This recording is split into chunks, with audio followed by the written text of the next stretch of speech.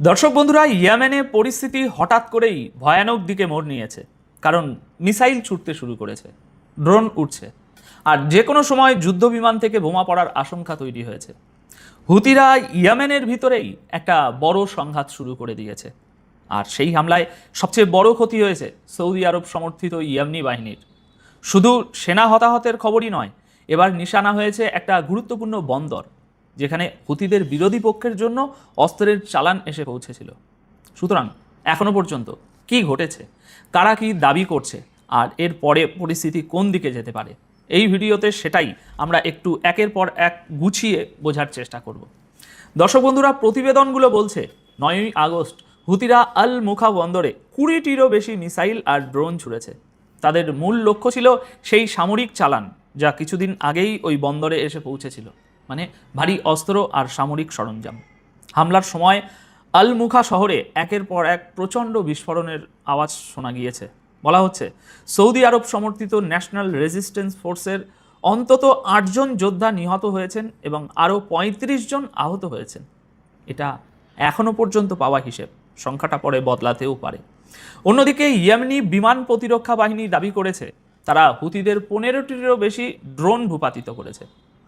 এখন প্রশ্ন হচ্ছে, হুতিরা ঠিক এই বন্দরটিকেই কেন বেছে নিল? কারণ প্রতিবেদনে বলা হচ্ছে যে হুতিরা বুঝতে পেরেছিল যে এই বন্দরে নামা এই অস্ত্রের চালান শেষ পর্যন্ত তাদের বিরুদ্ধেই ব্যবহার করা হবে। তাই সেই অস্ত্র ব্যবহার হওয়ার আগেই তারা সেটাকে ধ্বংস করে দেওয়ার চেষ্টা করেছে। কিন্তু এখানে একটা কথা ভুললে চলবে না, এই হামলায় রক্ত ঝরছে কিন্তু ইয়েমনিদেরই। কারণ এটা বাইরের কোনো দেশের সঙ্গে যুদ্ধ নয়, এটা ইয়েমেনের দখল নিয়ে ইয়েমেনের ভিতরের একটা লড়াই। একদিকে হুতিরা আর অন্যদিকে সৌদি আরব সমর্থিত ইয়েমেনের সরকারি বাহিনী। দুপক্ষের এই সংঘাত দিন দিন আরও বিপজ্জনক হয়ে উঠছে। আর আল মুখা বন্দরে এই হামলা সেই বাড়তে থাকা যুদ্ধেরই একটা বড় ধাপ। এবার আসা যাক সেই ছবির প্রসঙ্গে, যেটা নিয়ে সবচেয়ে বেশি আলোচনা হচ্ছে। 9ই আগস্ট রাত 8:30 নাগাদ হুতি সমর্থিত এক্স হ্যান্ডেল আর কিছু সংবাদ মাধ্যম একটি ছবি প্রকাশ করে। সেখানে দেখা যাচ্ছে একটা মিসাইল সরাসরি লক্ষ্যবস্তুতে গিয়ে আঘাত করছে, ঠিক যেভাবে আমরা আমেরিকা বা ইসরায়েলের মিসাইল হামলার ছবি দেখে অভ্যস্ত, ওই রকম কিছুটা। দাবি করা হচ্ছে এটা 9ই আগস্ট আল মুখা বন্দরে হুতিদের চালানো হামলারই ছবি। দাবিটা এখানে গুরুত্বপূর্ণ শব্দ, কারণ এটা এখনও দাবি। এখন সেই দাবি অনুযায়ী সৌদি সমর্থিত বাহিনীর অস্ত্রের ডিপোকে নিশানা করা হয়েছিল এবং হুতিদের ব্যালিস্টিক মিসাইল সরাসরি সেখানে গিয়ে আঘাত করে। ব্যালিস্টিক মিসাইল মানে এমন ক্ষেপণাস্ত্র যা অনেক উপরে উঠে গিয়ে তারপর নির্দিষ্ট লক্ষ্যের দিকে নেমে আসে। বলা হচ্ছে এই আঘাতে সেখানে থাকা অস্ত্র ও সামরিক সরঞ্জামের একটা বড় ক্ষতি হয়েছে।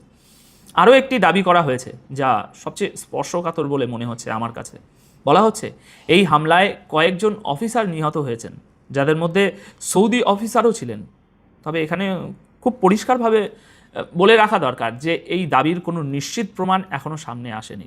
সেখানে সত্যিই কোনো সৌদি কর্মকর্তা উপস্থিত ছিলেন কিনা আর তিনি নিহত হয়েছেন কিনা সেটা এখনও নিশ্চিত করে বলা যাচ্ছে না। তবে সম্ভাবনা উড়িয়ে দেওয়া যায় না, কিন্তু নিশ্চিত তথ্য হিসাবে ধরে নেওয়াও ঠিক হবে না। আচ্ছা, এবার অন্য পক্ষের বক্তব্যটা একটু শোনা যাক। ইয়েমেনের স্বীকৃত সরকার আল মুখা বন্দরে এই হামলাকে সোজাসুজি সন্ত্রাসী হামলা বলে আখ্যা দিয়েছে। তাদের অভিযোগ হুতিরা সাধারণ ইয়েমনি মানুষের মৌলিক যে প্রয়োজন, সেই প্রয়োজনগুলোকেই নিশানা বানাচ্ছে। ইয়েমেনের প্রেসিডেন্সিয়াল লিডারশিপ কাউন্সিল, যার সরকার পরিচালিত হয় এডেন থেকে, তার প্রধান আপনার রাশেদ আল আলিমি, তিনি বলেছেন হুতিরা বন্দর, বিমানবন্দর এবং খাদ্য ও জ্বালানি সরবরাহকে নিশানা বানিয়ে ইয়েমেনি মানুষের জীবন আরও কঠিন করে তুলেছে। অর্থাৎ তার বক্তব্য অনুযায়ী শুধু বন্দর নয়, বিমানবন্দরেও হামলা হয়েছে। আল আলিমি বলেছেন আল মুখা বন্দরে এই হামলা হুতিদের একটা নির্দিষ্ট নীতিরই অংশ, যেখানে তারা ইয়েমেনের গুরুত্বপূর্ণ সম্পদ এবং সাধারণ মানুষের দৈনন্দিন প্রয়োজনকে লক্ষ্য বানাচ্ছে। মানে তার কথায় হুতিরা নিজেরাই অভিযোগ করে যে তাদের এলাকাগুলোতে অবরোধ চাপিয়ে দেওয়া হয়েছে, অথচ সেই হুতিরাই বন্দর, বিমানবন্দর আর বাণিজ্যিক স্থাপনায় হামলা চালাচ্ছে।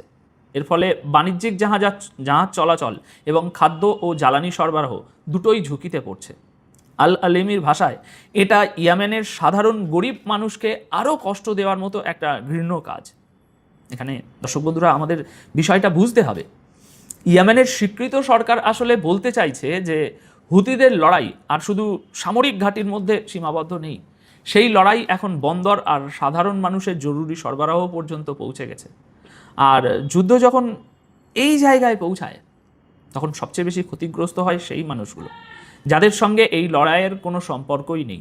তাই এখন সবচেয়ে বড় প্রশ্ন হলো এরপর কি? দেখুন, হুতিদের এই হামলার একটা বড় জবাব আসতে পারে, আর সেই প্রসঙ্গে একটা কথা আবার আপনাদের একটু মনে করিয়ে দেওয়া দরকার যে সৌদি আরব, তুরস্ক আর পাকিস্তানের মধ্যে একটা প্রতিরক্ষা চুক্তি ইতিমধ্যেই হয়ে গেছে কিন্তু। আর সৌদি আরবের একটা তেল শোধনাগারেও আজ হামলা হয়েছে, আর তার জবাব আসতে পারে। এই জায়গাটা এখনও অস্পষ্ট, তাই এখানে এখনও নিশ্চিত করে কিছু বলার সুযোগ নেই। সামনের দিনগুলোতে নজর রাখতে হবে। পরিস্থিতি যদি এভাবেই চলতে থাকে তাহলে মোটামুটি দুটো সম্ভাবনা তৈরি হয়। এক, পাল্টা হামলা শুরু হয় এবং ইয়েমেনের ভিতরের এই যুদ্ধ আবার পুরো দমে একেবারে দাউ দাউ করে জ্বলে ওঠে। আর দুই, দুপক্ষই আপাতত থেমে গিয়ে পরিস্থিতি মাপার চেষ্টা করে। ইয়েমেনের যে কিছু একটা বড় ঘটতে চলেছে সেই অস্থিরতা স্পষ্ট। এখন আপনাদের কি মনে হয়, বন্দরের এই হামলার পর ইয়েমেনের যুদ্ধ কি আবার পুরো দমে শুরু হয়ে যাবে, নাকি দুপক্ষই এবার থেমে যাওয়ার কোনো একটা রাস্তা খুঁজবে? আপনাদের মতামত কমেন্টে জানান। ভিডিওটি শেষ পর্যন্ত দেখার জন্য অসংখ্য ধন্যবাদ। ভালো থাকবেন, সুস্থ থাকবেন।